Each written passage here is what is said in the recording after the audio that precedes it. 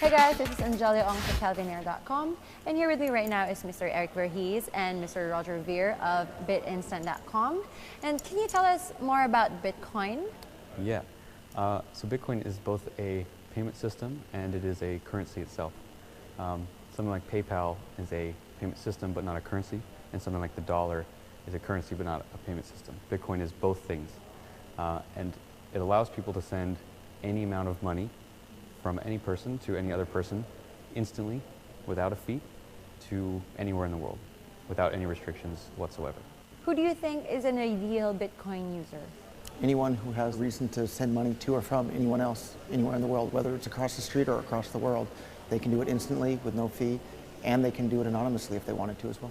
Yeah, right now it works really well for mainly online commerce, not so much real world stuff. But eventually people can use it, at the cafe or restaurants, everywhere. Who have been the early adopters for Bitcoin? Probably a lot of computer nerds got interested to begin with, but now it's spreading to the general population, and more people are finding it useful, especially with all the restrictions that credit card companies and PayPal have, and limiting who you can send and receive money with. But with Bitcoins, there are no restrictions. There's no terms of service. Anybody can have a Bitcoin account in 30 seconds and send and receive money with anyone they want, anywhere in the world. Yeah, there are quite a lot of people who are upset with banks and upset with PayPal and upset with the credit card companies. All those people are very, great candidates for early adopters. How long do you see it breaking beyond the adopters and making it to the mainstream? I think we're seeing that happen right now as we speak. Just last week, WordPress, which is the 20th most popular website in the entire world, is now accepting payments via Bitcoin on their website. And I think that's a real big milestone. It'll probably be over the next 2 years.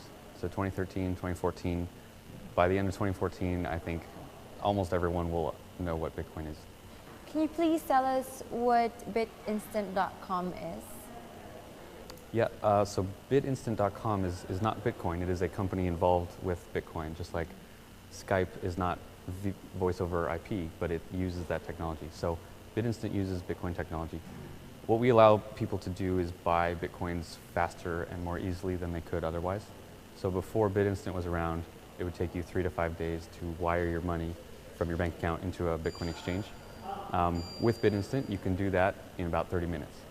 So we speed the process up for people, make it easy. What is the biggest hurdle you guys have faced when it comes to getting people into Bitcoin? Is it education, lack of places to spend, or maybe converting it into cash? Probably a little bit of all of those. Right now, the biggest problem, though, I would say, is that people don't even know what Bitcoin is and they haven't heard about it yet. But more and more people are starting to hear about it. More and more software developers are creating tools that make it easy for normal people to use Bitcoins.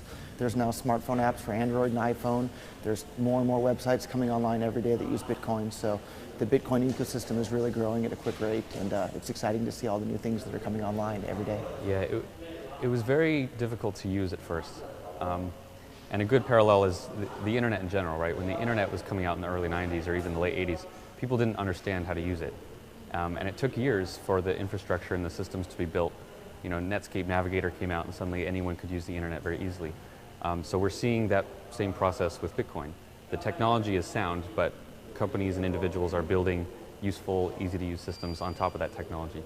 And as those systems get built, then normal people can start using it much more easily. What are you guys doing to educate people to know more about Bitcoin? Well, to make it known to more people. There's a national radio campaign that's on more than 100 radio stations across the U.S. daily that advertises to hundreds of thousands of people called freetalklive.com. They've been advertising it for a number of months. There's a number of online websites.